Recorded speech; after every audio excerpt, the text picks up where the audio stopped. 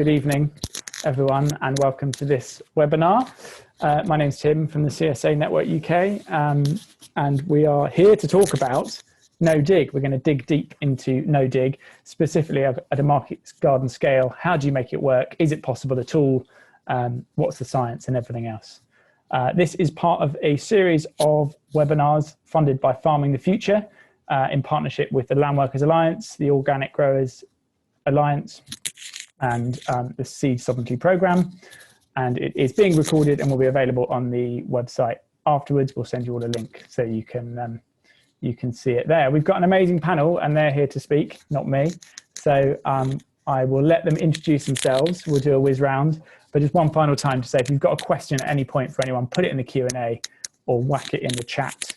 And to remind you, we can't see you because it's a webinar, but that's the way to ask your question and be seen. I'm just going to whiz round and ask everyone to introduce themselves and talk a little bit more about their project and where they're coming from. And I guess, should we start with Lois? Evening, everyone. I'm Lois Phillips. I'm here wearing two hats this evening. Firstly, my background is working for the Organic Research Centre, Elm Farm as it was, as a soil and nutrient specialist. And I've recently changed role, wearing a different hat, working with two soil sisters, Polly and Wendy, and we are setting up a community supported agriculture project in Wiltshire, and we've chosen to go with a no dig approach, following very much Charles Dowding's methods. So very much a newbie from the practical side, but from the scientific and research side, some history there. So it's about putting the science into practice. Thanks, Lois. And then I think we'll whiz up to Worcestershire and hear from Jake. Yeah, hi everybody. I'm Jake from Oxton Organics in Worcestershire. I kind of co-manage with my mother Jane a 1.5 acre market garden amongst a 12 acre small holding with some sheep and some orchards and some agroforestry.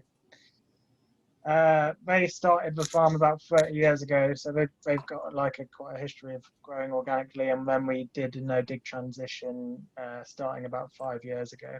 So I've kind of had a bit of experience in both worlds, so I'm kind of here to talk about that. Thanks, Jake. And we'll whiz up to Cheshire and maybe say hello to Lindsay. Hi, I'm Lindsay from Reddy Lane Market Garden in Cheshire. It's we cultivate 1/2 acre, though it's a bit bigger. We do composting and access and plant raising outside of that, so I guess it's a bit bigger. It's no dig. I've been on this site for 3 years, though I grew on another site in the same field for 5 years before that. Thanks, Lindsay. And so that's Amy. Hi, I'm Amy. I'm one of the growers down at Plotgate Community Farm in Somerset. We grow on about 3 acres. It's about 4.5 kilometres of beds, to give you some idea of the scale. I like to put it out there that we're one of the biggest hand cultivated market gardens, and no one's challenged me yet. That doesn't mean that we produce the most. We're a CSA. We do about 100 boxes a week. Buying in potatoes, carrots and onions for 6 of those months. So that's our basic setup. Yep, that's it. Thank you. Yeah, great intros, and we'll hear more from everyone as we go through the evening. But I think before we go any further, Lindsay's agreed to give us a kind of intro and a little bit of history, and just to sort of talk about no dig at this kind of market garden scale and where it's come from and what it means. Lindsay.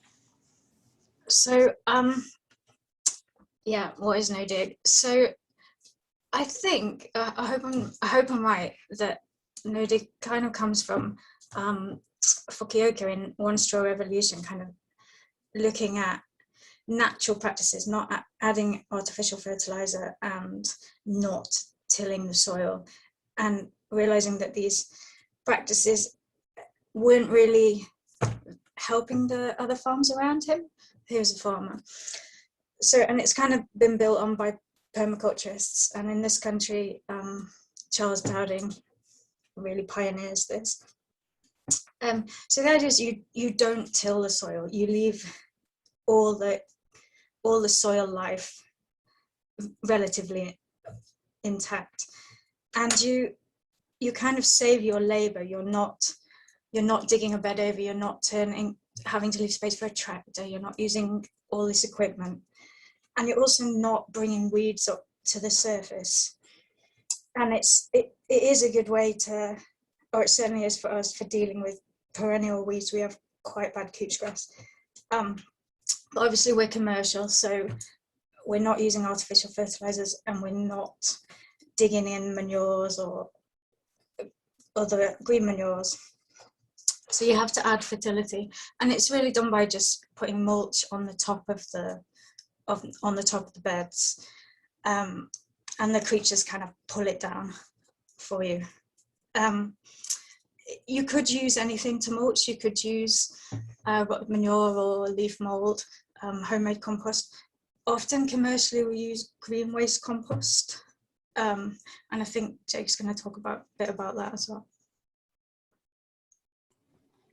Great, thanks Lindsay for laying it on the line.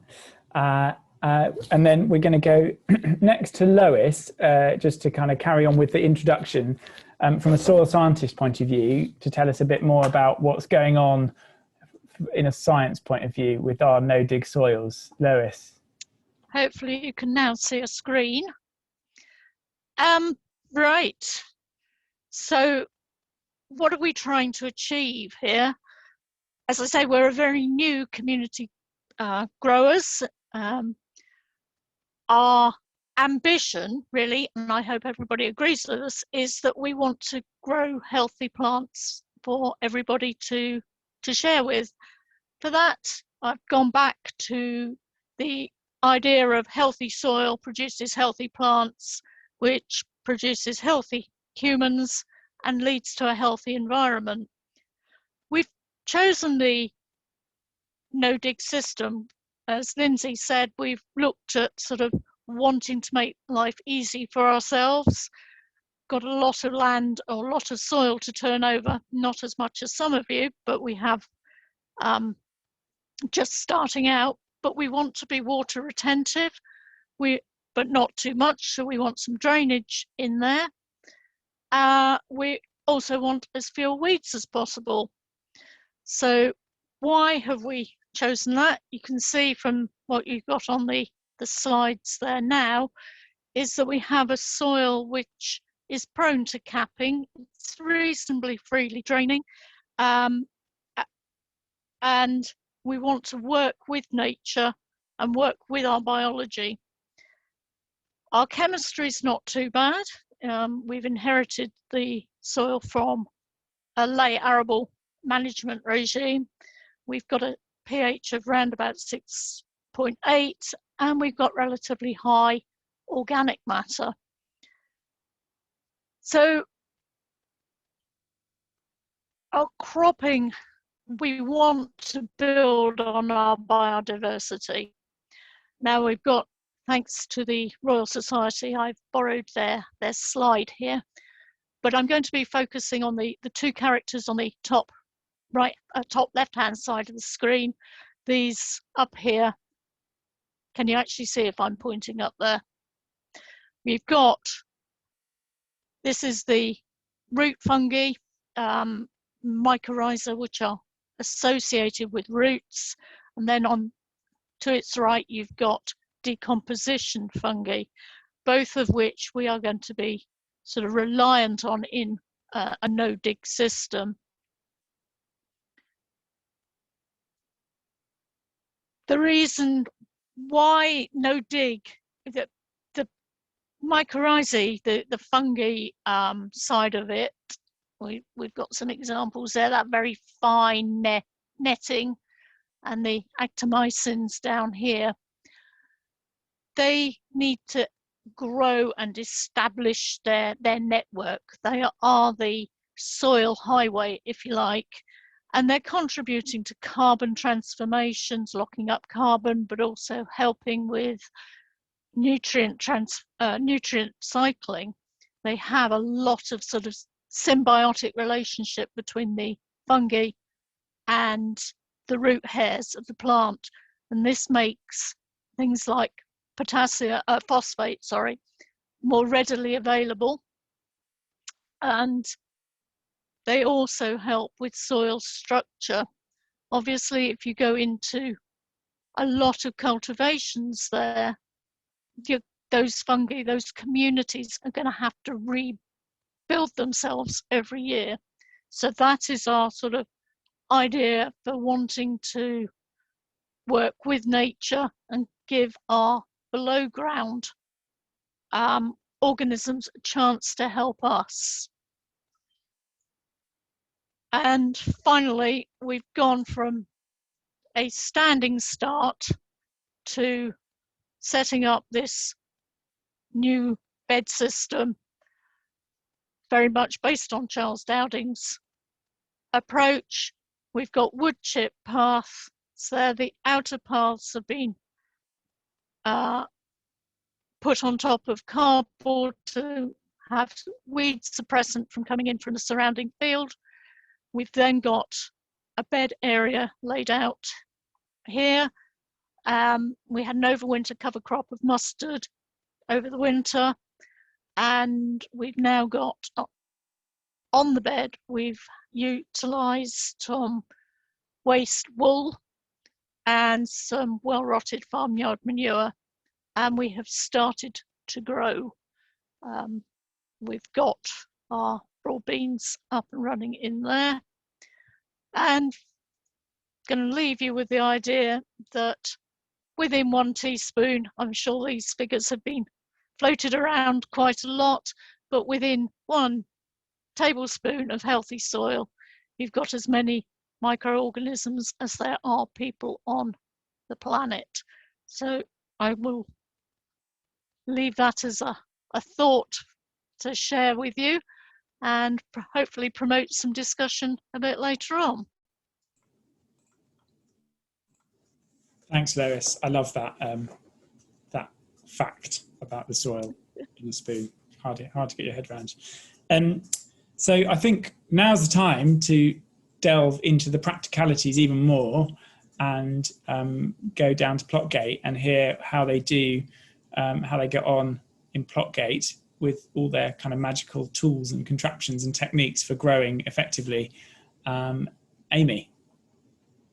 Thanks, Tim.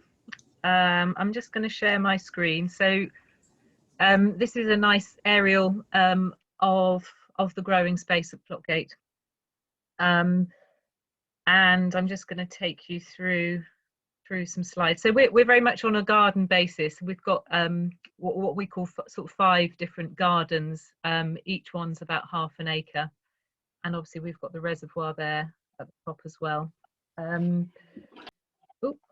do I move through my screens? Here we go. Sorry about that. So I wanted to say that when we started, we weren't sort of committed to being a sort of no-dig system. It was more that we're on really heavy clay soil, and the possibility of using tractors and that kind of mechanisation was just next to impossible in terms of the compaction and destroying the soil structure.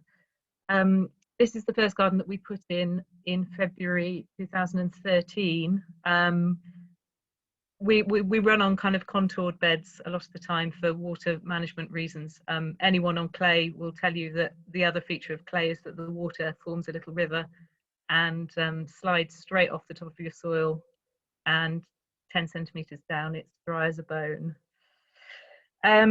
Yeah, so when we started on the ½ acre, we were buying in council waste, council green waste.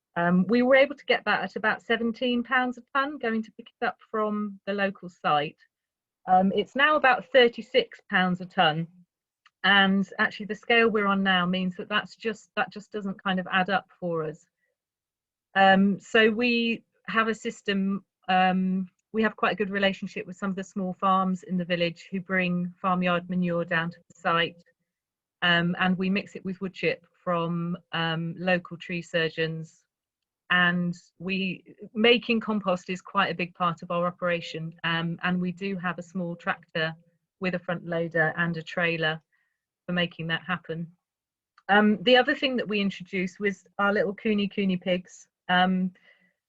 What we were finding when we were turning soil over from pasture was a lot of wireworm and a lot of leather jackets in the soil.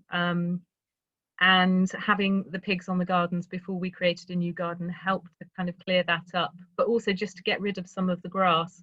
Coonies have very short noses, so they don't plough the soil, but they do take off the surface. Yeah, 2016, Dan begins sort of making tools. So again, we're not digging the actual beds, but we were digging out paths back in the early days. The garden that we started last summer, actually we didn't even dig out the paths. It was much more of a kind of conventional no dig approach, applying mulch straight onto ground that the pigs had cleared. So the problem with clay is that once you turn anything onto the soil, you end up with bricks, and your weather windows are really small for actually creating kind of cultivable ground. So Dan started developing a series of kind of two-person push tools for working the ground. This doesn't look like a no-dig bed, but the ground underneath has never been dug. This is the spoil from the paths coming onto the bed. Okay, and a lot of work to get from that to cultivable ground. It's a lot of hoeing. So this is kind of how we used to do it back in 2015, 2016. And as we've gone on, I think we've become more and more no dig, whatever no dig, you know, in terms of the standards as we've gone on. Rotation has become very important. We used to start by pioneering ground with potatoes. This is a potato ridger, again a push tool that Dan had created. But in fact, we don't do that anymore. We've kind of, again, it was the wireworm, it was sort of leather jackets and things in the soil. So we don't pioneer with potatoes anymore. And again, although this looks like it's been dug, it's actually the spoil from the paths, and we're digging down. The potato ridger digs down about 3 inches into the ground. And yeah, mulch. I think the other thing about compost on this scale is that we're quite careful about grading our compost. So the potatoes get some of the kind of chunkier, rougher stuff. You can see some straw still in there. Whereas obviously if we're putting mulch and things into the tunnels, then they'll get the finer stuff. They get our best manure. And also there are issues around like what sort of manure you're getting. We got some manure from a duck shed, and actually it was so high in ammonia, it was kind of unbearable, and we had to leave it for well over a year before we felt and mix it with the wood chip in order to be able to use it. So compost is a big thing. But yeah, like I say, moving more and more towards kind of no dig systems, and gradually managing to create sort of seed beds and things from our clay with the addition of compost and using compost dressings. But yeah, still a sort of getting enough compost on this scale has been quite difficult. So we also use sort of plastic and things in the winter for effectively mulching and weed suppressant. So I was just going to run you through some of the tools that Dan's been developing. So the potato ridger, and then obviously the arm moves so that you can then earth up potatoes just about with it as well. This is actually one of the most useful, is actually just a path scraper. We started by wood chipping our paths, but we just had too many paths and it was too much work. So we have a path scraper tool, which is made out of an old bicycle and some gas bottles that have been cut up and welded together. And it's really effective, it's pretty good. I think the motivation really for tool development was just to get away from anything that means that you're bending over in that kind of hoeing position that we all love, and any tools that mean that you can keep your back straight, much better on the body, but also allow us to do more in the weather windows as they present. Yeah, sometimes there's a volunteer on the front. The other big learning curve for us, I think, has been our rotation. And the main things to say about the rotation really are, we started off without a fixed rotation because we were creating new gardens every year and increasing our growing space. And actually that was quite helpful because it meant that we were learning about which of the beds were most suitable for which crops, and we had that flexibility, and those decisions were obviously based on what had gone in them before and not wanting to repeat, but also about the soil conditions, the weeds, and what was suitable in those rotations. So I think that rotations in a no-dig system are something a little bit different from otherwise. Yeah, from a standard rotation. I think there's other factors to consider, particularly around weed management. So I could run through our rotation quickly. So yeah, onions following potatoes and the leeks. Okay, I'm not going to go through this because it's actually too long, but it's kind of about, so this is a nice example. So we've got our squashes here grown through plastic mulch mat, and then the following year there actually are direct sow beds because they've been under plastic for a year, so weed management is good. Yeah, so that's kind of it. I'll stop sharing now. And I suppose the other reflections that I came up with when sort of putting this together was really that our job roles have changed in our desire to kind of scale up and become a CSA that does 100 boxes a week. We started off seeing ourselves as the growers, and actually we are volunteer managers as much as anything else now. And there is a real sense that what we do at Plotgate is community growing.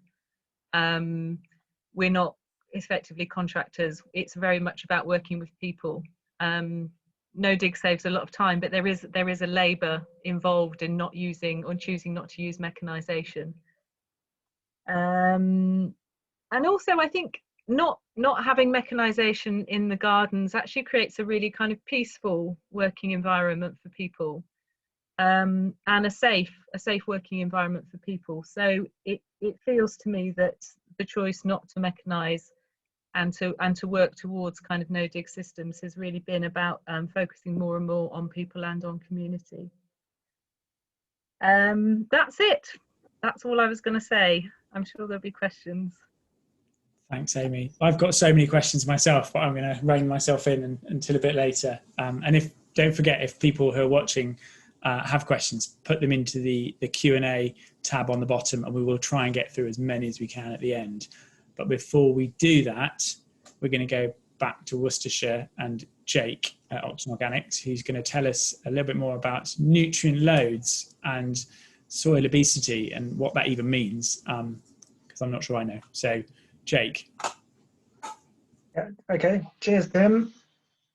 Yeah, I've been asked to talk about soil obesity, which is a kind of bit of a hot debate, which I was thrown into after I gave a presentation on growing no dig at the OGA conference. Like many people who get into growing, I didn't start growing by doing a course on soil chemistry. I just kind of saw what other people were doing. I saw what I liked, and I kind of just got involved basically and started doing stuff. So it was kind of, after that was quite successful, after our no dig transition on our farm was quite successful, but I started doing soil tests and these kind of things. and realizing that our soil chemistry was not perfect. And in fact, some of the things we were doing from a chemical perspective were potentially causing nutrient and antagonisms by adding lots of organic matter which contained phosphorus and nitrogen and those kind of things. Well, that was the theory, at least. What we've kind of observed has not been that has manifested, you know, and part of my journey into soil science has been asking, why if our soil chemistry has been so bad, why are our crops so good? You know, because we grow some really good produce, and we have some quite lucrative wholesale markets in salads and stuff like that, which we can, you know, which we maintain through having a real reputation for really great quality produce. And you know, if you've got a lot of micronutrient deficiencies in your crops, you'll know about it. Your leaves will be yellow and those kind of things, and we don't have those issues. So yeah, so I started looking into it quite a lot. I started reading a fair bit of scientific literature, and from what I have learned, I'll try and distill it down and kind of talk about why what has been coined as soil obesity might be, you know, a bit of an incomplete story. So the first thing I would say is that there's three realms. I consider three realms of soil health. There's the chemical realm, there's the physical realm, and then there's the biological realm. And so if you think about a soil test, a chemical soil test, what you do is you take a soil sample, you basically blend it and make it homogeneous, and then you use different chemicals you use different chemical extractions to establish different levels of nutrients. So what you've done basically is you've taken something which was a chemical, physical, and biological sample, and you've turned it into just a chemical sample. So it's not how your plants are interacting with soil, you know. And that's kind of what frustrates me a little bit, is even when there's a lot of growers who are great organic growers and obviously don't have like chemically based systems, they still have sometimes this kind of primacy on a chemical understanding of soil. And it kind of, within that is this idea that plants are just kind of passively absorbing nutrients from a homogeneous chemical substrate, which isn't what's happening. And I think a lot of the more recent science really shows us that plants are actually, you know, they have agency, you know, they really take part in their own feeding processes, you know, through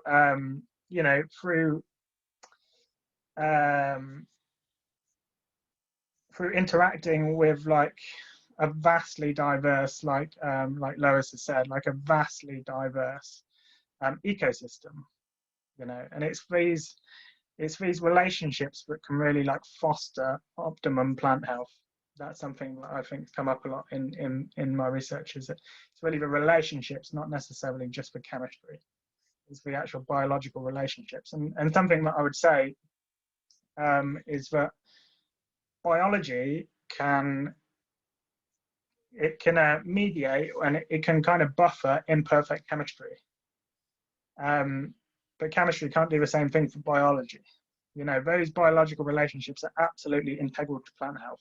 And that's why I don't think we see the, you know, all these nutrient deficiencies, but we think we should see from having high phosphorus or high potassium.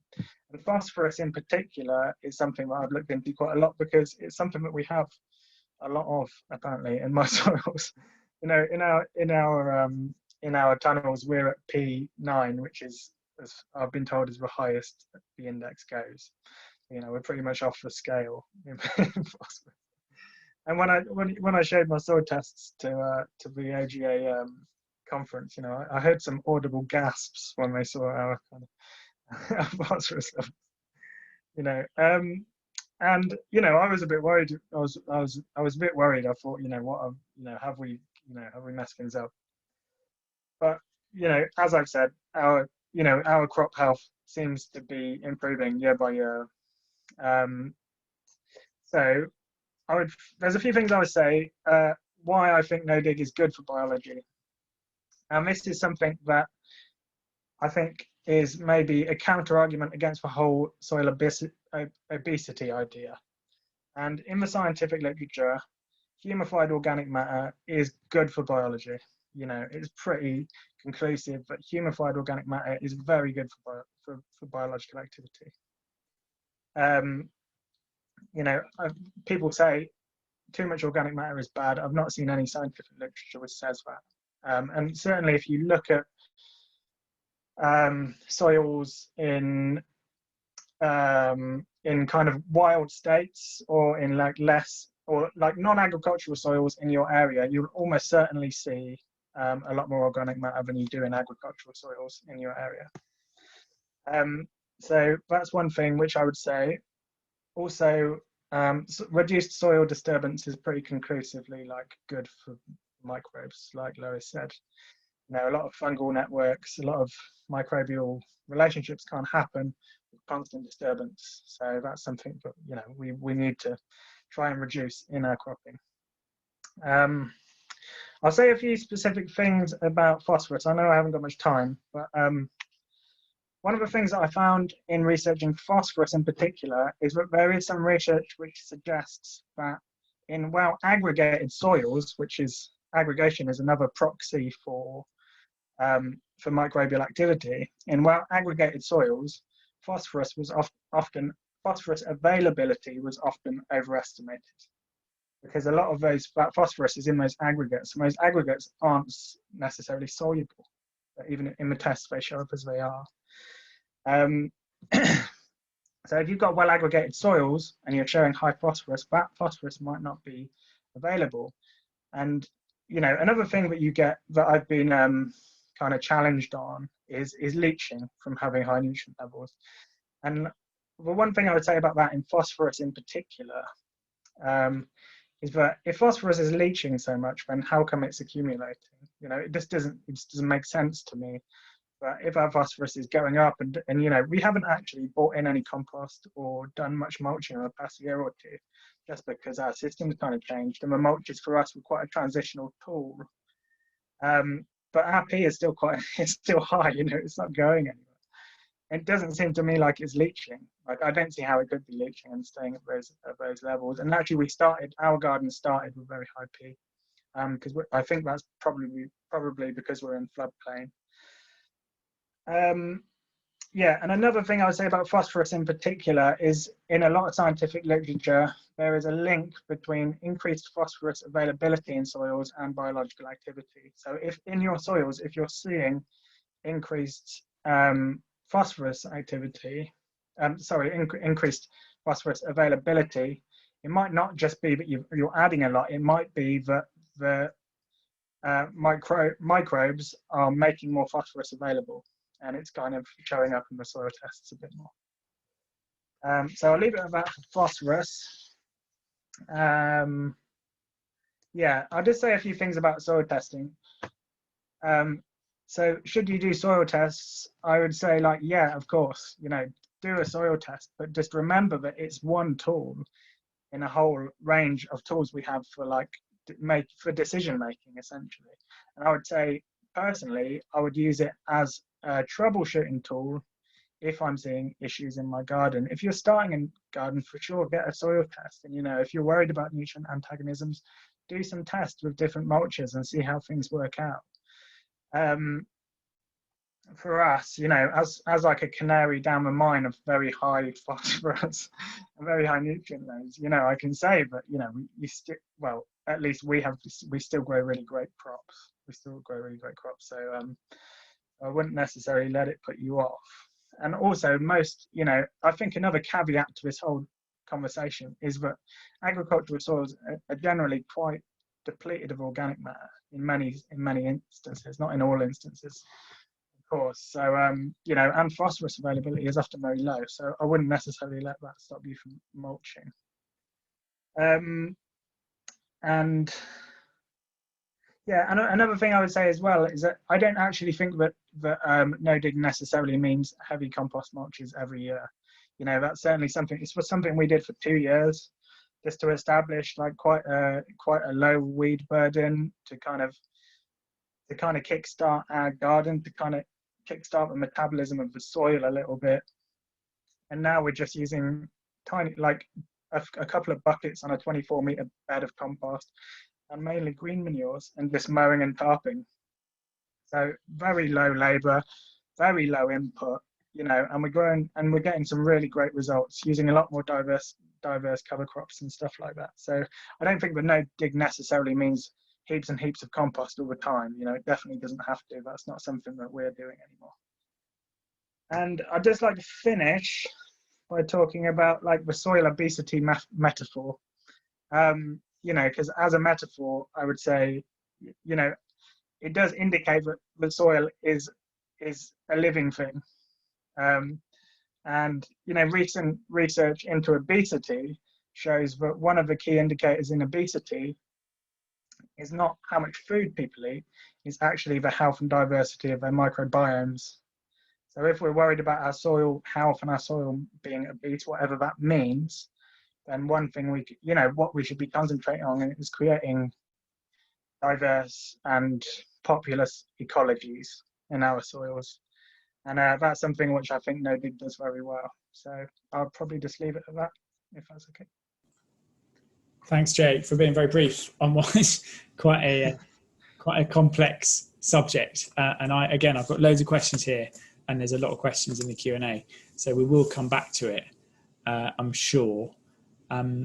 Before we get to those questions, I just wanted to give everyone on the kind of our panel this chance to come back to something that someone else has said, or either Jake or anyone else has said this evening, before we sort of open up to more kind of general questions. Everyone's sitting there quite happily. That's fine. Great.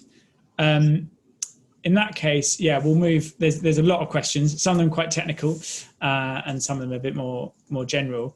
I've got quite a practical question for you, Jake, actually, before we move on, and that's kind of around how you get your fertility now, and like how much green waste compost did you have to bring in when you were kind of establishing that ground? And am I right? Did you say you don't really bring in any green waste compost or farmyard manure now? Or no, we took the decision to basically stop buying green waste like about 2 years ago.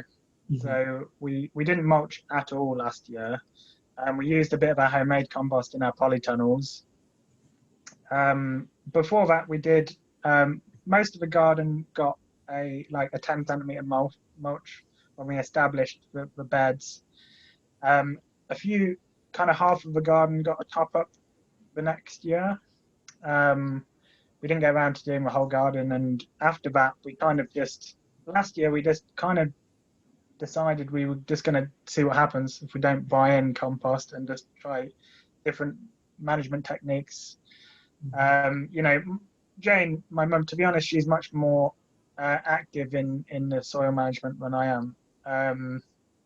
And she's just really, really keen on getting more diversity in the garden. So we're just doing a lot more diverse cover crops with a lot of annuals. We don't use any perennial cover crops. We don't use any lays. We just use annuals. And using the tarps it's just been massively really effective. You know, we're using 30 species cover crops, which can be well established and in a couple of months and then terminated in a week.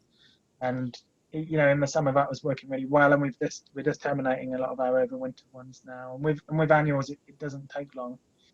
And it's and I'm just another thing about the soil tests is our beds showed basically no nitrogen availability last year, and we didn't see any signs of nitrogen deficiency anywhere. Even though we didn't have any available nitrogen apparently. Take of that what you will. All right. Thanks very much. And there was also a question about kind of generally terminating the green manures that you use. I wondered if anyone else on the panel does it differently to Jake in terms of tarping, or mowing and tarping, or what else you do to kind of terminate that green manure. Lindsay? Yeah, I think I thought I should say something just about green manures as well, as I maybe suggested that everyone was using a lot of green waste compost, and that doesn't seem to be the case. I don't know if you'd count what we use as a lot. It's normally about 10 tons a year, and it is excessively priced and available, but I use chicken manure for our compost, and what everyone else has said, like I do use green manure, vetch and Phacelia. And tarps. I use tarps to kill off the green manure. Yeah. So I don't know if 10 tons a year is a lot. The Soil Association don't think it's a lot. So. Great. Amy, do you bring in? I think you did say. Yeah. There is. We have got green manures in the rotation, but we do use a lot of compost, and yeah, we bring it in from local farms and tree surgeons and mix it and sort of burn it and store it and move it ourselves. So yeah, I was just going to ask a question to Jake about green manures and what percentage of your growing space is actually taken over to green manures each at a particular moment in time. Because I suppose that's the thing for us in terms of developing our rotation is we've sort of wanted the succession of crops to be as kind of as tight as possible, so beds aren't empty, and adding in green manures obviously takes space out of production. And what percentage of green manures are you using averagely, to Jake? It's hard to say, to be honest, because we're kind of just experimenting, but we've actually done a lot of undersowing and just a lot of undersowing, really, to be honest. So a lot of the cover crops we grow last year were kind of overlapped with our production crops, and it's also the way our garden evolved is we had quite a big area which we took out of production because we didn't like the design of the garden and we found it quite inefficient in terms of space. So we had this big area of beds which we'd created, which we didn't really know what to do with. So we basically grew cover crops on it, and we've ended up bringing that back into production now. So I wouldn't necessarily have done that, but like last year, probably about a third of our area was under cover crops, but that was just because we had the space to play with, really. And yeah, I think in the future we'll probably try and keep it to about that, to be honest, not because like out of any idealistic kind of place, really. It's just because it's been the easiest way of managing the ground. You know, the tarps. We've got like a brush cutter mower, just a little handheld, a little push brush cutter mower, and that chops up a cover crop in no time at all. It's super easy. Put a tarp over it, and then in the summer, in a couple of weeks, you've got a great tilth ready to go, really. So that's it's just been a lot easier than mulching, which is kind of why we've really kept on with it, and we're getting some good results. So yeah. Great, thanks, Jake. So many questions about green manures in the Q&A, and I think we could stay on this all evening. So I wonder if the panelists can think of any good resources that they can share that they've found for green manure species and varieties. Looks like Lois has got something on that. In terms of where people get their seeds from as well, for green manures particularly, I know Cotswold Seeds have some really great mixes, so it's worth going on the website, and they've got loads of information on what to use where, when and where. Lois, you want to say something on green manures? Yes, I mean, certainly Garden Organic has done a lot of sort of investigative work on green manure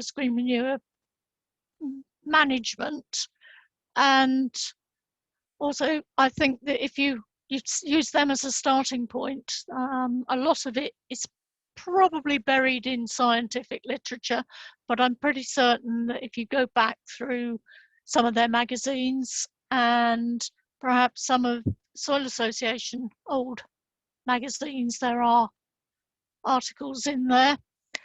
The other thing that you could look at is something called the Institute of Organic Advisors and Trainers, IOTA.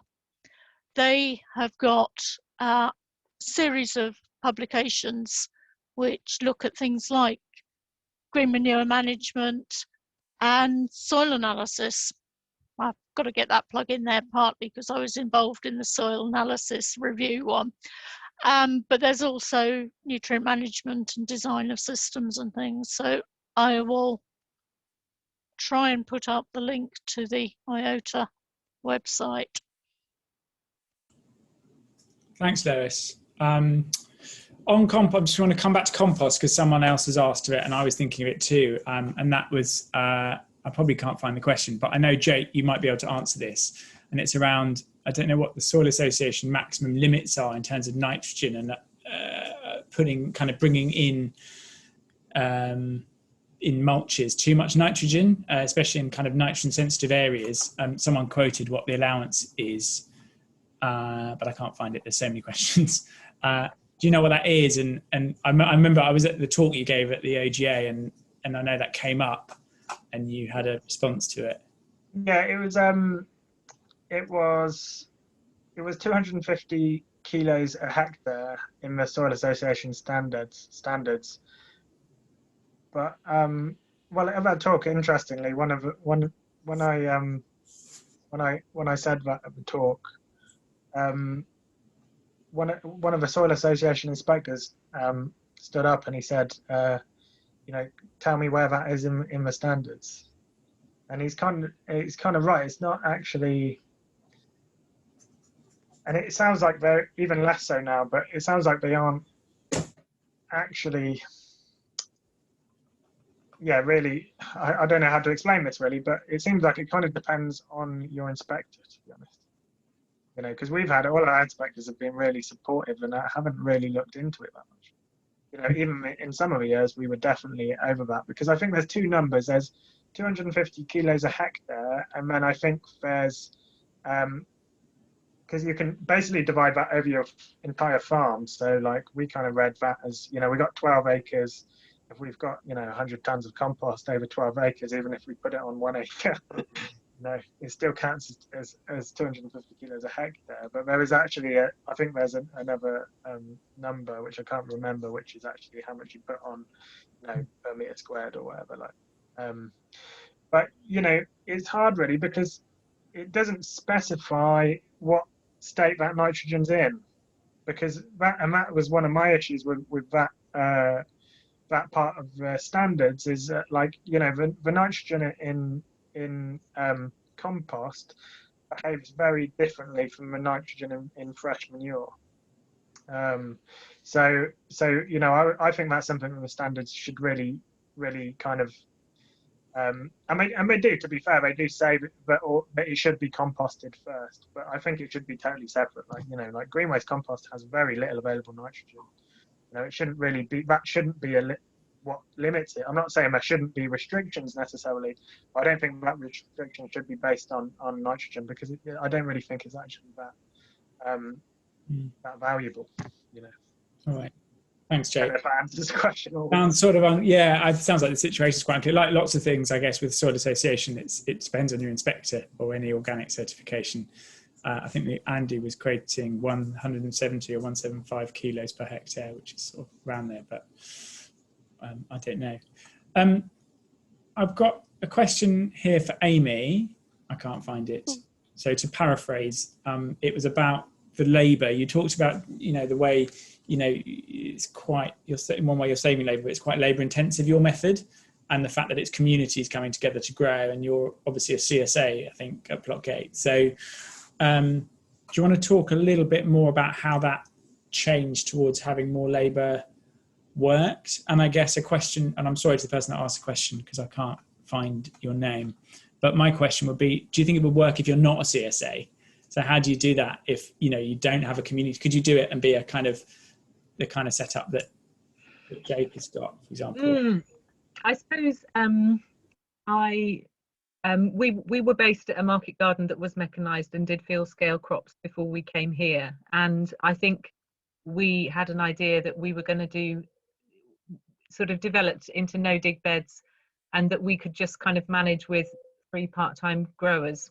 And so I think obviously relative to tractor-based cultivation, no dig is more work. Relative to dig gardening, it's less work. I just think for us, we felt that we had to reach a point where we were putting out 100 veg boxes a week in order to be financially viable. And so that for us meant scaling up to the scale that we're on now. And it's only really happened that we're being able to manage that area effectively with the volunteers that we have. And it's probably about 20 volunteers a week who come down and give us a full morning, sometimes a full day. So we have a lot of volunteer labour on the farm. We couldn't do it without them. Great, thank you. Yeah, that question was from Catherine. And I also wonder about Lindsay. You were saying earlier, it's just you at Reddy Lane. And do you have a lot of volunteers, and what's the labour like? So I guess I was kind of saying that I manage it. No, when I say we, I have my dad George for technical help once a week, which has been invaluable. And I have in the first year of growing there, I had a grant to do community sessions, and that was really fun. But it's only half an acre, so unlike Amy, I don't really need lots of unskilled labour. It was harder to manage. So this year I have a part-time member staff 2 days, and then and I've got a Kickstarter apprentice who's just started, and another local lad who might be volunteering. So it's fairly small, and the cropping's going to be much more ambitious this year, and see how that goes actually. So I'm still working that out, really, how it all works. Great, thank you. Lois, were you going to talk about labour, or you had something else to share? I was just coming back on the nitrogen usage. It depends whether you are sort of registered as with an organic certification body, in which case you would probably have to comply with the 170 kilograms of N per hectare, and that's on the field, as opposed to the 250 kilograms of N per hectare, which is across the whole site. It is the nitrogen which is available in compost is so slowly released, it's not deemed to be that of an environmental risk. So provided you are applying at a sort of 10 tonnes to the acre, 225 tonnes to the hectare, scale that down to your bed size, you're most unlikely to fall foul of the nitrogen restrictions. Thank you, Lois. Very insightful. That's really helpful. Lois, I have a question for you maybe here from Johnny Agnew. There's a very good book called Teeming with Microbes by Jeff Lowenfels. If anyone hasn't read it, it's a really good read. Who's also written, I think, Teeming with Fungi and various other things. He says that book says annual crops have a preference for bacterially dominated soils. Can beds get too fungally dominated? Is there a case where you could get too much mycorrhizal fungi or other fungi? And rotation, I think, is going to be the answer there. And that's one of the reasons for maybe using sort of, I know that our land is precious, but how much value do you put on a rotation and your fertility building? Certainly within sort of the organic farming systems, and if you're using a stockless system, there was an expectation that it was at least 25%. A set, for fertility building. There's a theme there, I guess, that is kind of the challenge, especially if you haven't got a lot of space, is balance of that space you need for the fertility building and the space you want for yielding crops, I suppose. Cool. And that's what makes organic management interesting. It's getting that balance right. Yeah, well, like everything, right? Mm. Let's talk about potatoes. Who can talk about potatoes? Does anyone do potatoes no dig? And if so, William wants to know how and where do potatoes and root crops best fit into no dig? Amy, you raised your hands in. Oh, well, we grow potatoes. How we and you obviously saw the pictures of the potato ridging tool. So we are forming furrows that are about 3 inches deep, and we put in potatoes. So we are digging a little bit and then manuring over the top, quite heavy mulching over the top of the potatoes, and then ridging up down the middle of the beds just to keep them covered. I think people do it with straw mulches and things. We've just always found those sorts of mulches attract a lot of slugs, and so we've steered away from them. Does that answer the question? I think it does. Yeah, I think it does. Does anyone else do potatoes or plan to do potatoes? Lindsay shaking her head. Quite understandable, I guess. Yeah. The other issue with potatoes that we found is that we started off using them as a pioneer crop in new gardens, and obviously things like wireworm was a problem, and so they're not best as pioneer crops. Unless you want all the wireworm in your garden to. Speaking from experience, having lost more than half of our potato crop last season to wireworm in ground we were breaking in, I would agree. Yeah, absolutely. Thank you. And that also comes onto another thing I've seen here, and again, I'm really sorry if I don't say people's names for the questions, but I was also thinking it, and that is around slugs and using lots of mulches and tarps. I suppose tarps, you're probably not going to be around necessarily crops that could get munched, but mulches and tarps and slugs, and the fact we live in this wet, grizzly, not humid, but wet place. How do you guys deal with slugs? Anyone? Shall I go? Go on, Amy.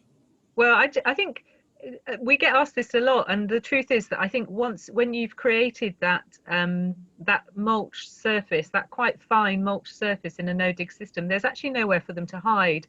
And it tends to be at the edges of beds where you've got grass cover that we get the problems with slugs. So, I mean, there is a certain amount of slug picking off in April, which luckily is when we're lambing as well. So I'm often here at 6 o'clock in the morning, slug hunting, particularly on new crops that have been put out on small plants that are particularly vulnerable. But other than that, it's just not the biggest problem, I don't think, in a no-dig system if you've got nice, fine, filthy soils.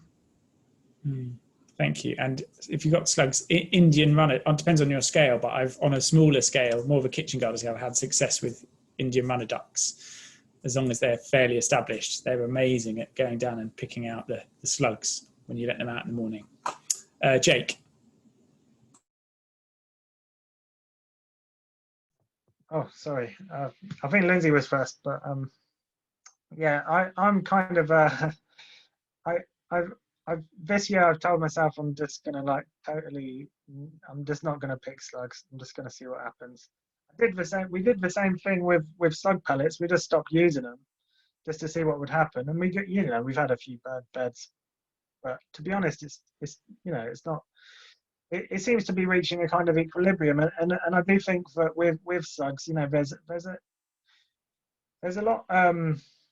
There must be a lot of things that eat them at different stages of their life cycle. Like like slug eggs must be a source of food for a lot of things. And I think that by kind of maintaining a diverse soil environment, hopefully, I would like to think that we're getting stuff eaten, and with the green manures, to be honest, we hadn't done a lot last winter, but we did have one area where we'd grown our legumes the year before, and that was basically all our beans. We just took the canes out, we mowed them, we put a tarp down in around November. The tarp came off around April, and we sowed it with a lot of tasty lettuce and stuff. and we didn't get like any slug damage at all. And it was just such an amazing part of the garden where everything just looked so incredibly healthy. So yeah, I don't know. It's hard to say really, because I'm not saying they're not there. But to be honest, I'd be a bit worried if they weren't. You know, they're part of the ecosystem. So as long as they're not destroying everything, if they just have a little bit here and there, I'm all right. Jake's, you're leaving a share, your sort of your share for nature, and I guess it is a question of scale too, right? You know, you'd be worried if they weren't there, and I'd be very worried if you had a slug problem that was so big. Exactly. They would have yeah, as long as it really doesn't affect our business, then I'm all right with it. And it doesn't. It's never that bad. So yeah. Cool. Thanks, Jake. Lindsay, are you going to talk about slugs as well? I was. Do you want me to? I don't. Sorry, my dog's deciding to go crazy outside. I don't know what's happening. Slugs, no, we don't have a problem because we use tarps. When I pull the tarp off, I just kill them, and they're really visible on the top of the soil. It's really sandy soil, so it just doesn't have a problem. And I kind of think we've got a lot of birds, a lot of raptors. Must keep it in check, but also do that the Charles Dowding sort of way of harvesting salads, so the lettuce ends up on quite a long stalk, and I think it's just away from the slugs. No, I definitely don't have a problem with them. Great, good stuff. And Lois, everyone else has opined on slugs. Where do you stand on slugs? Bane of everyone's life, really. But again, it's farming with your managing with your sort of biodiversity, helping the wildlife to work with you. So the Amy, I think it was you that had the reservation, the reservoir in there. They're so encouraging frogs and toads and hedgehogs. They have to be part of the system to help with the slug control. Yeah. Coffee grounds as well. We were discussing coffee grounds and other sort of barrier methods to keep the little devils off the plants that you want to keep them off. Yeah, definitely. And there's a lot of those things sort of scale. It's sort of trickier to get bigger, but coffee grounds. And I used to use sheep daggings in the Polytunnel as a barrier, and they hated it until the oil runs off. There's loads of questions, so if you don't mind, we might switch to like quick fire mode. So just if you feel like you want to answer any of them, I think that would be amazing. Everyone wants to know about green manures and undersowing, and Maggie at Sutherland Natural Veg Company Nat Veg Co, wants to know, do you have recommendations for varieties for undersowing brassicas like kale, Brussels sprouts, kalettes that are in a bed for a long time? Does anyone do that? Or generally undersowing things? Keep away from mustard as a cover crop on that. Why is that? It's part of the brassica family, and you're just encouraging clubroot. Right, great, thank you. Someone else earlier asked about couch grass. Does anyone have any tips on couch grass in the no-dig system, if it's endemic?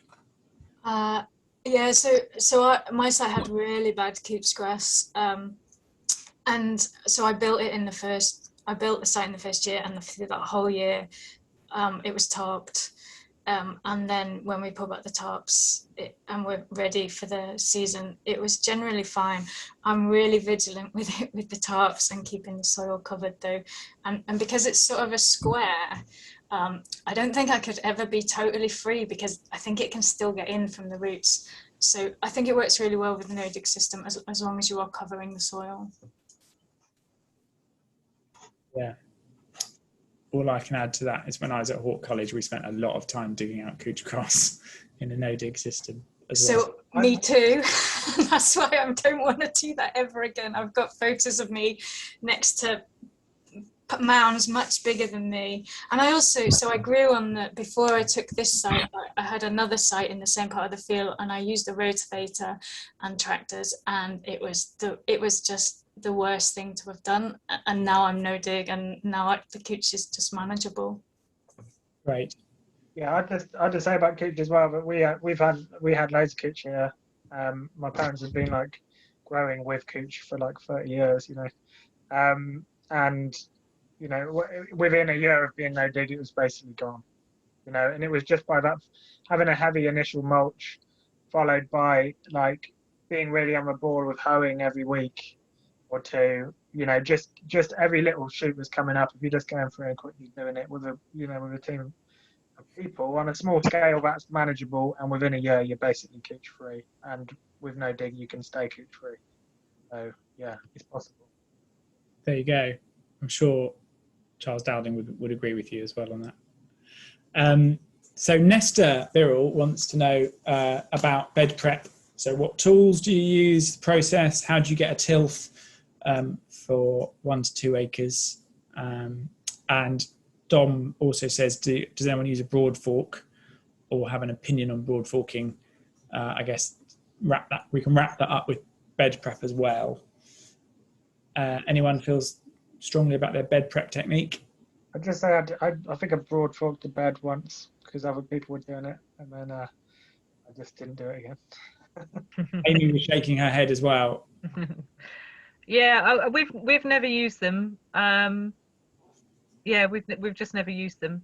I think a lot of our bed prep is about weather windows on the clay. So if you get that lovely point where it's been quite wet and then it starts to dry, or it's that lovely point, isn't it, where that you touch the soil and it all just crumbles. And for us, bed prep's really very much about kind of timing on our lovely heavy clay that turns to bricks or slime in between. And I suppose that's where the tool developments come from as well, is trying to enable us to get around as much of the gardens as possible that we need to cultivate during that day or 2 days when you've actually got the conditions to do it. Yeah, so hose is Swiss hose, reciprocating hose is the tool, the unmentioned tool that we use a lot of. And for preparing the beds too, or not just for cultivating? Not just yeah. Okay. Yeah. Great. Yeah, for cultivating as well as weed control. Yeah. So on your clay, you're trying to keep that as sort of loose as presumably on top as possible on top as well, even when it's dry. Great. Lindsay, how do you prepare your beds up in Cheshire?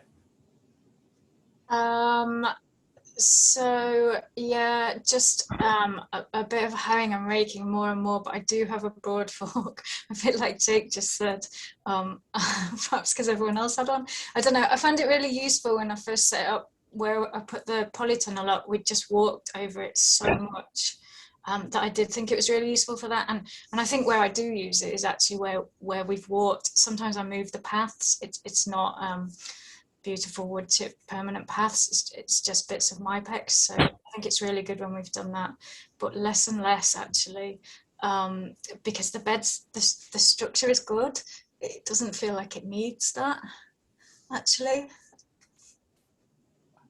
Thanks. Yeah, I mean, it looks good though, doesn't it? You can maybe just get it out once a year for some photos for the website and then put it away again and hang pop.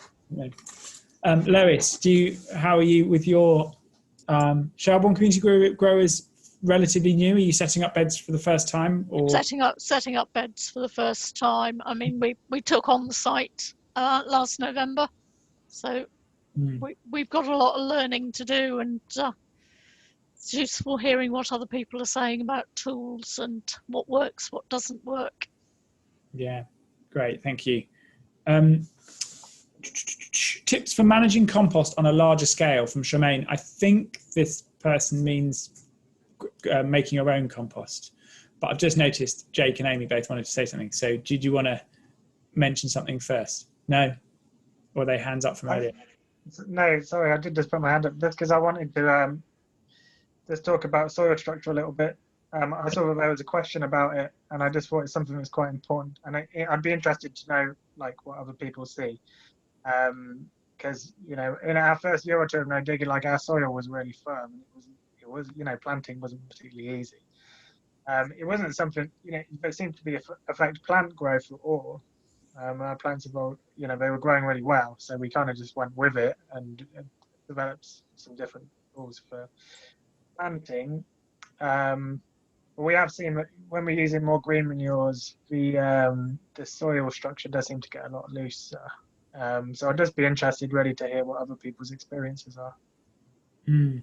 And I'm sure there's lots of great knowledge here as well. So do put it in the chat if you have a good experience in that sort of thing.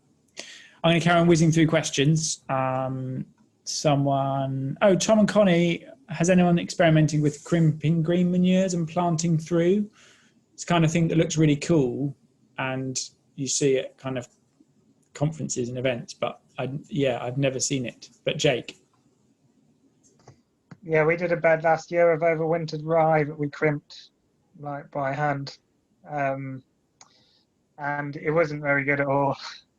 We grew some cabbage through it. It was something that I'd seen done with brassicas, but it was really hard to manage the weeds. We didn't get a huge amount of weed germination, but when you've got a mulch of like straw basically, which is all attached to the ground, you basically can't hoe. So it makes it really hard to manage the weeds. So we basically had to hand weed, which is not something I'd like to do too much of. Wouldn't do it again. I wouldn't do it again. And nutrition seemed to be really bad. They didn't seem to grow very quickly. I think a lot of the nutrition was still held in the cover crop. Whereas where we've used tarps, it seems like the nutrients are much more readily available at the start of a plant's life, and it's much easier to manage the weeds that come up. So, yeah. Great.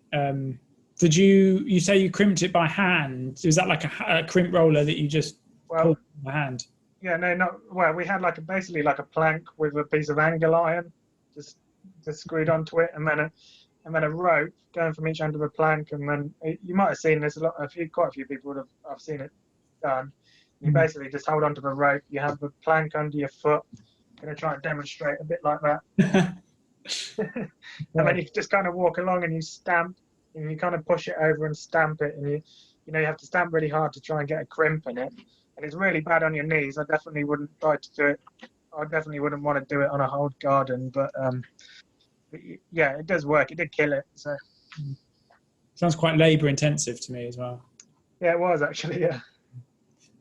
Lois, just coming back on that, Jake, you might have been better off with some vetches rather than rye, because the rye is really quite a vigorous and quite thick celled plant, whereas the vetches and some of the other legumes might have been easier to break up, and not only that you've got more nitrogen being released back into the soil.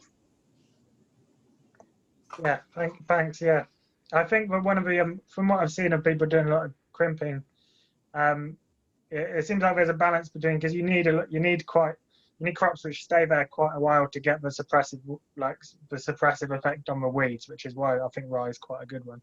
I did just wonder, I was just curious more than anything, but it did turn out it didn't seem like there was much in the way of nitrogen for those plants when they went in. So, yeah. Great, thank you.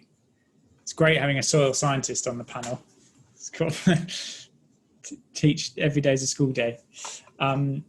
So a few people are asking about irrigation and how it might be different in a no-dig system. So do people want to share some reflections on how they irrigate, and if that's different to how you might do it in sort of non-no-dig soils?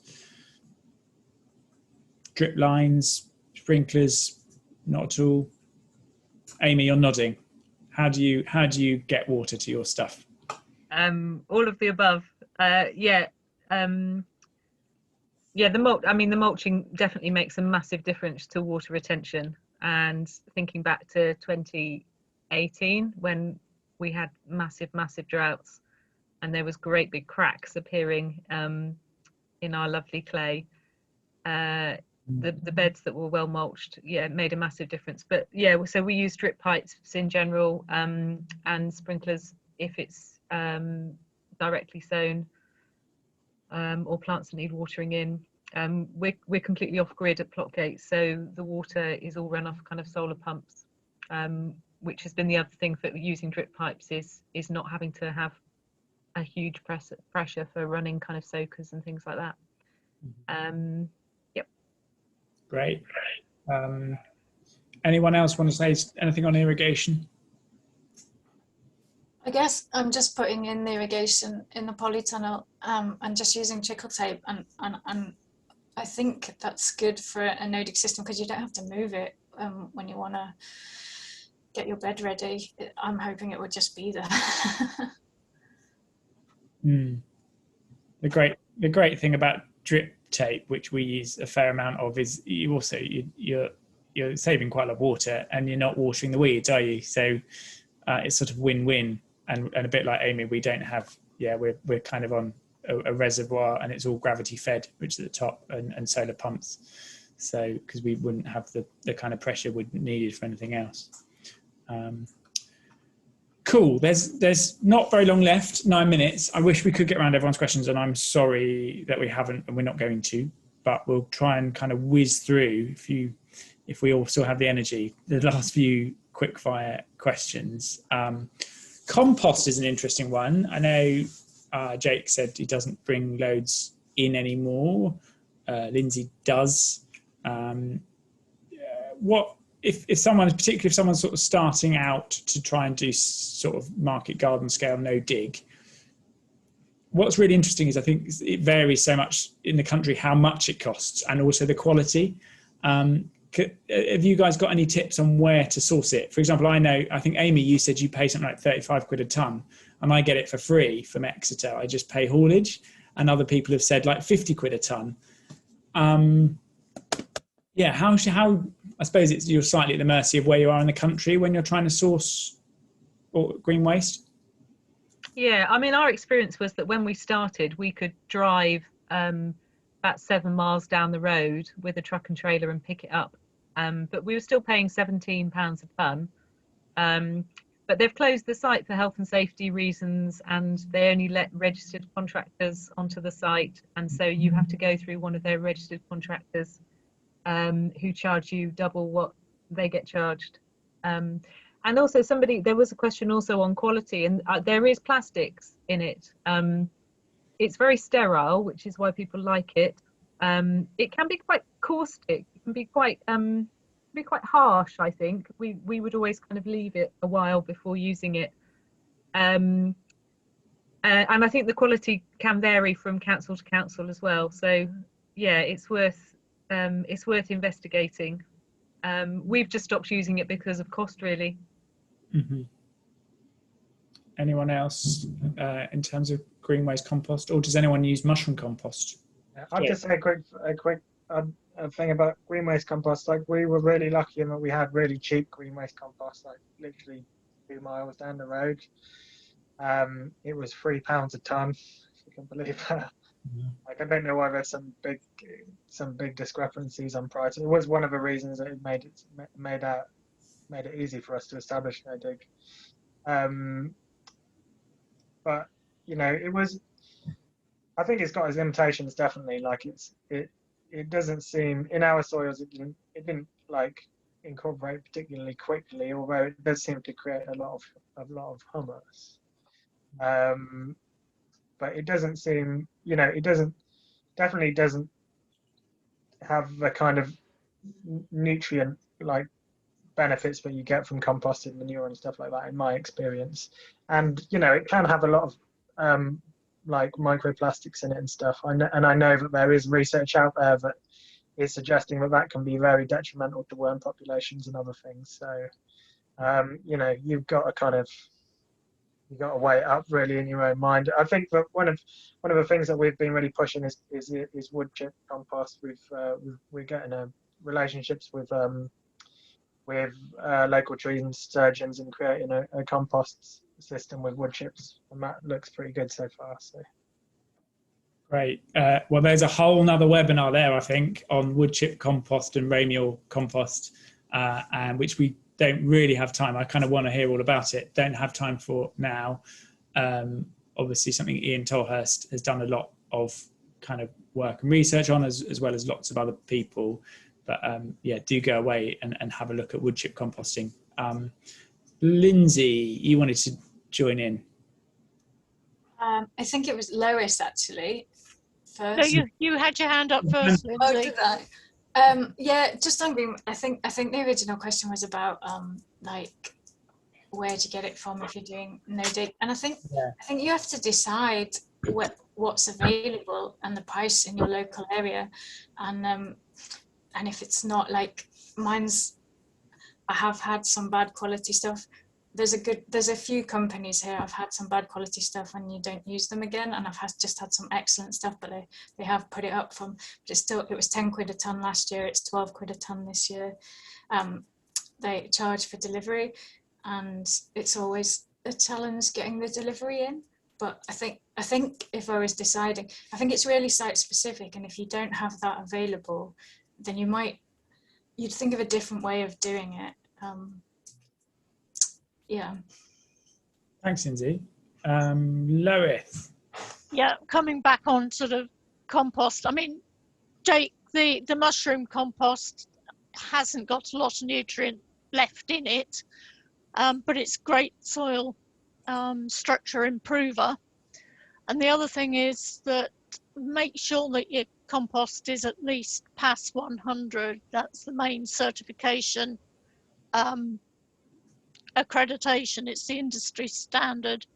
So at least there is some checks and balances under using that. They can limit the amount of plastic, and they will have to have done some germination tests and things to make sure that there isn't any nasties in there. And if it is past 100 and you're not happy with it, go back to the supplier. Great. Thank you, Lois. Yeah, don't be afraid to complain. Like, potting compost, seed compost. And if you are organically certified, like, you have to have PAS 100. Like, yeah, I just wanted to add that. Yeah, very good point. Thank you. Time is against us. We could sit here all night talking about this, but we can't. But before we leave, I'd love to hear from the panelists, maybe one resource, either a book or a website, to give everyone to take away with them to read up more on around no dig. No pressure, but if you have got something, just leave us something. Whether you've just been someone here has been inspired to do this for the first time, or is already doing it. Anything. Amy. Oh, okay. Well, the thing that came to mind, because it's unusual, is I was given a book on historic kitchen gardens, walled gardens, and there's something about the scale of them, that kind of 1 to 3 acres, and the design and the way they were laid out, and the location of water sources, particularly kind of dipping ponds, and so that was a really interesting book, but it's not a very usual answer, but it was a surprising answer. Sounds great. Thanks, Amy. Lois, have you got anything for us, or? I'm going to go back to sort of Garden Organic, as they do produce some quite nice brochures and things. I was just trying to see on my shelf behind me here. There's certainly, I think they probably do one on green manures and composting. Great, thank you. People can look that up, and I put a link to these tomorrow when I do the page on the website. Lindsay, have you got a resource that we can go away with tonight?